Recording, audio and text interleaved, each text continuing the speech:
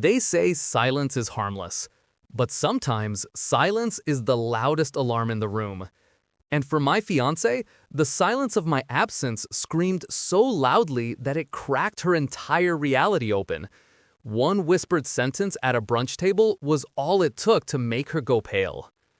This is the story of how I learned I was never forgettable, but the woman who said I was might have been the whole time.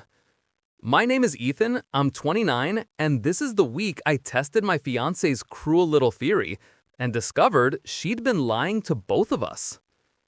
I met Taylor when I was 27. She came into my life like a burst of color in a grayscale room, charismatic, magnetic, loud in a way that drew people toward her rather than pushing them away. You know the type. She walks into a bar and suddenly it feels like the lights get brighter. Me? I'm the opposite. Quiet, observant, more likely to ask someone a thoughtful question than dominate a conversation. I'm the guy who remembers the story you told 6 months ago because I was actually listening. For a long time, I thought that made us a perfect match. Taylor pulled me into her orbit, I kept her grounded. She dazzled, I steadied. We fit together, or at least, we fit the way she told the story. But somewhere along the way she told the story became the only version she believed. At first, it was teasing. Thank God I brought you out tonight. You'd never leave the apartment otherwise. You're lucky I introduce you around. People wouldn't know you exist. I brushed it off. Everyone jokes. Everyone pokes fun. Everyone teases the person they love. But slowly, her jokes calcified into facts, and the facts became her reality. And eventually, her reality became the only one she allowed in the room. About 4 months ago, the tone shifted. We were getting ready for her coworker's party when she dropped a word that would cling to me like a bruise. You don't want people thinking I dragged along dead weight. Dead weight. Me. Her fiancé. I tried to ignore it, shove it into some dark corner of my mind, but the words echoed. They echoed at parties, dinners, brunches, anywhere she decided I wasn't performing well enough to enhance her social glow. Then came the night everything cracked. We were at a formal dinner hosted by her friend Rebecca. 8 couples, busy waiters, too loud laughter, and conversations about yacht trips, promotions, vacation homes, and things I neither envied nor had any interest in pretending to understand. I wasn't quiet because I was nervous. I was quiet because I had nothing to contribute. And apparently, that was the greatest crime a man could commit at her side. The looks she shot me across the table could have cut glass. On the drive home, she erupted. That was painful. You barely said 10 words all night. I didn't have anything to contribute. That's the problem. You never do. You make me look bad. And then she parked the car, looked at me with the cold certainty of a surgeon delivering a diagnosis. People only invite you because of me. They don't actually want you there. On your own, Ethan, you're forgettable. Forgettable? She said it like it was truth carved into stone. I didn't yell, I didn't argue, I didn't even flinch. Good to know, I said. She kept talking, tips, strategies, instructions about how to be more engaging, how to perform better socially, as if I were some malfunctioning accessory she had to reprogram. But I was barely listening, because something inside me had clicked. If she believed people only tolerated me because of her, then I'd stop going places with her. Let's see who was right. Taylor had 3 events that week. Wednesday drinks with coworkers, Friday dinner at Rebecca's again, Saturday brunch with her college friends. Normally, I'd go without hesitation, but this week, I wasn't going anywhere. On Wednesday, she asked what time I'd be ready. I'm not going, I said. She blinked. Why not? You said people only invite me because of you, so I'm testing that theory. Ethan, don't be ridiculous. Maybe, but I'll be ridiculous quietly at home. That way, I won't embarrass you. She left in a huff.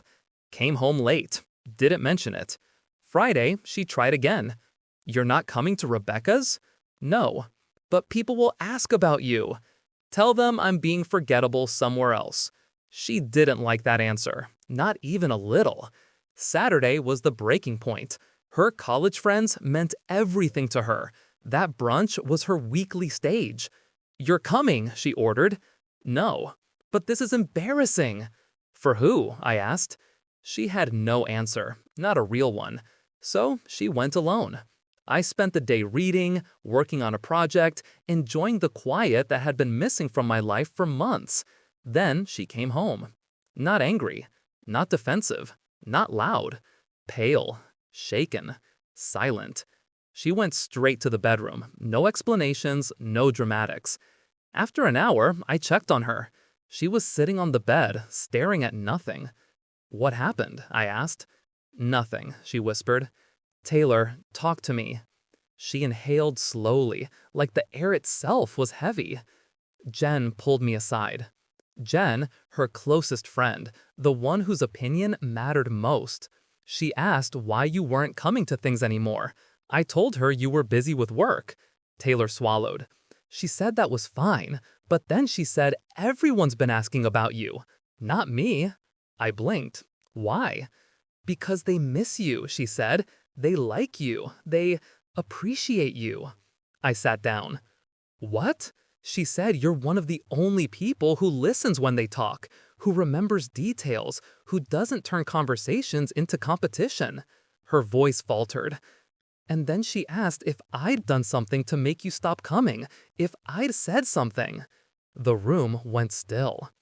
"What did you tell her?" I asked. "I lied," Taylor whispered, but she didn't buy it. She looked up, eyes glossy. "Apparently, people have been complaining about me, how I dominate every conversation, how everything always becomes about me, how I exhaust people. And the kicker?" Her voice cracked. "The only time you're actually bearable is when Ethan's there." It hit her like a blow. "They said that?" I asked softly. "Yes, for months, behind my back." She looked at me like a stranger, like she was seeing me for the first time. "I said people only want you around because of me," she whispered. "But the truth is the opposite. I'm tolerated because of you." The following days were awkward, fragile. I could feel her tiptoeing around her own self-image, afraid to step on the pieces. Wednesday, she asked if I wanted to come to drinks. No. She went anyway. Came home early. "They asked about you. Kelly misses talking to you about sci-fi." I blinked. I didn't know we had an ongoing conversation. "That's because you don't realize when you're connecting with people," she said bitterly. "You think you're being polite, but you make people feel heard." Then Friday came. Rebecca texted me personally.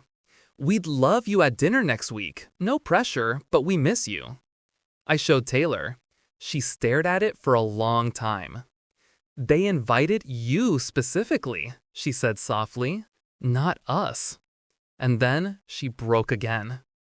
"I've spent 2 years telling you you're forgettable because I was terrified people liked you more than me." We didn't break up instantly. Taylor went to therapy. She tried, really tried, to understand her insecurity, her compulsive need to dominate people, her fear of being overshadowed. I started going to events again, but with boundaries. She respected them, for a while. But the words she'd said had done their damage. Forgettable, dead weight, people only invite you because of me. Even though she apologized, even though she changed, they stayed lodged somewhere inside me, sharp and rusted. And she couldn't deal with the reality that the social circle she thought she built preferred my quiet presence to her curated charisma. 3 months later, we ended the engagement. Amicably, or as amicably as you can when the foundation was cracked from the start. After we split, something ironic happened. I kept getting invited places.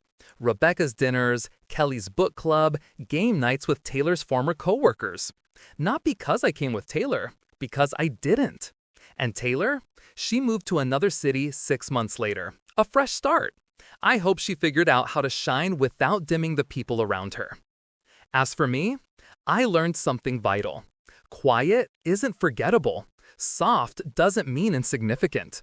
Listening is a superpower in a world full of performers. The truth is, I was never forgettable, not even close.